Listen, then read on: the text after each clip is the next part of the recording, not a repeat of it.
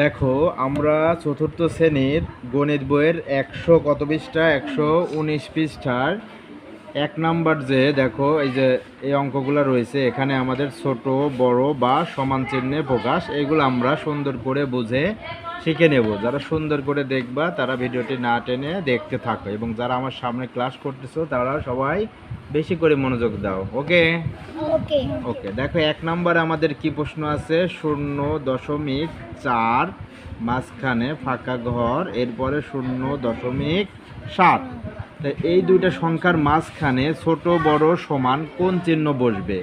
এখন দেখো, প্রথমটা 0.4 মানে কি 40 পয়সা, দশমিকের পর 4 মানে কি 40 পয়সা, আর 0.7 মানে কি মনে করবো আমরা 70 পয়সা। এখন তুমি বলো বামেরটা 40 পয়সা 70 পয়সা থেকে ছোট না বড়?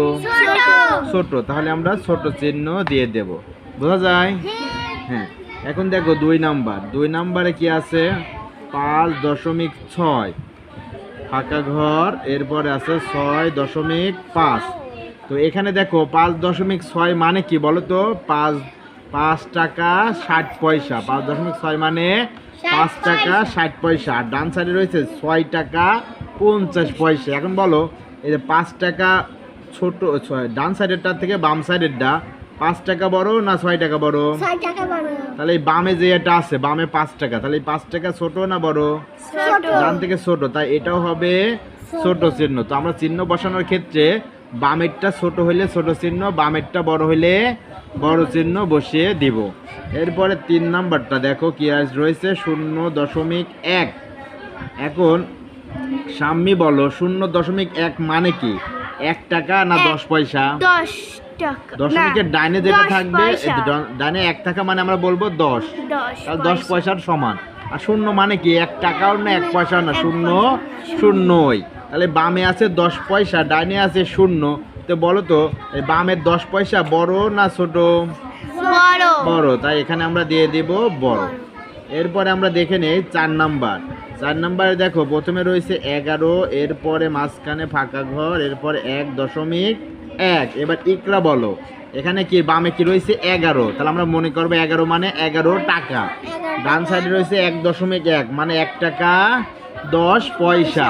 তাহলে ডানে রয়েছে 1 টাকা আর 10 পয়সা, আর বামে রয়েছে 11 টাকা। এখন বলো তো, এই বামের 11 টাকা 1 টাকা 10 পয়সা থেকে বড় না ছোট? বড়, মানে বেশি মানে বড়। এই জন্য আমরা কি দেব? বড় চিহ্ন।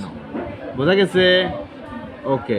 এরপরে দেখো আমরা 5 নাম্বারটা দেখে নেই। 5 নাম্বারে আমাদের কি আছে? দেখো 5/10 মাঝখানে ফাঁকা ঘর, ডান সাইডে 0.5।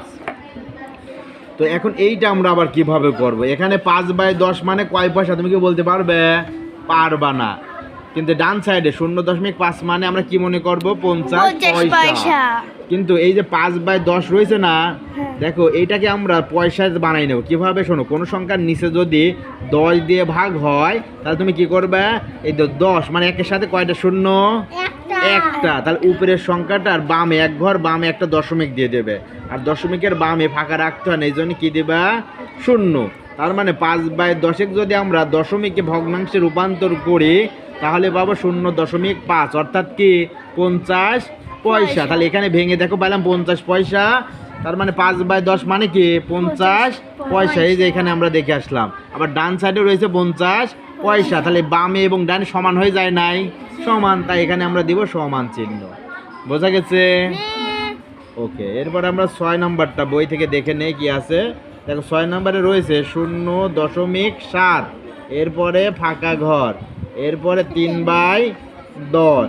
আরেকটা তোমাদের সহজ কথা বলে দেই, শোনো, কোনো সংখ্যাকে যদি এক অঙ্ক বিশিষ্ট কোনো সংখ্যাটি যদি 10 থাকে, তাহলে উপরে যে কয় সংখ্যা থাকবে তুমি ওর ডানে একটা শূন্য দিয়ে অত পয়সা মনে করবে। তাহলে উপরে 3/10 মানে 30 পয়সা, 3/10 মানে 30 পয়সা। স্যার কিভাবে 30 পয়সা?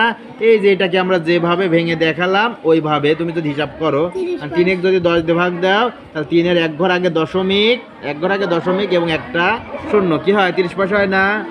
ঠিক আছে। তাহলে এখানে দেখো 0.7 মানে কি 70 পয়সা, আর 3/10 মানে কি 30 পয়সা। তাহলে বামে 70 পয়সা, 30 পয়সা থেকে বড় না ছোট?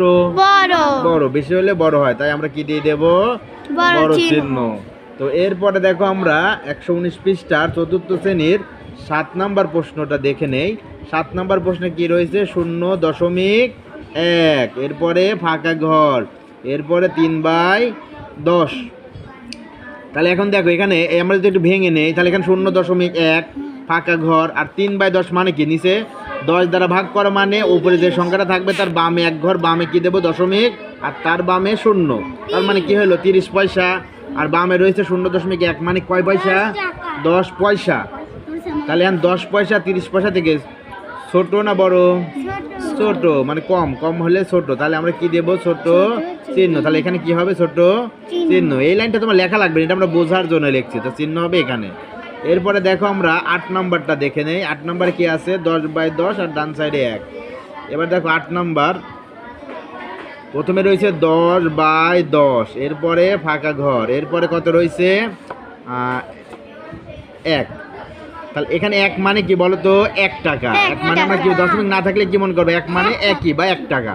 বাম সাইডে 10 দিয়ে ভাগ, তুমি মনে রাখবে একই সংখ্যা দ্বারা ভাগ করলে ওর মান হয় 1। কি হয়? 10 দিয়ে ভাগ করলে কি হবে? 1। তাহলে মাঝখানে ঘর, ডান সাইডে রয়েছে 1। তাহলে এইবার দেখো তো বামেরটা ডানেরটা ছোট বড় না সমান?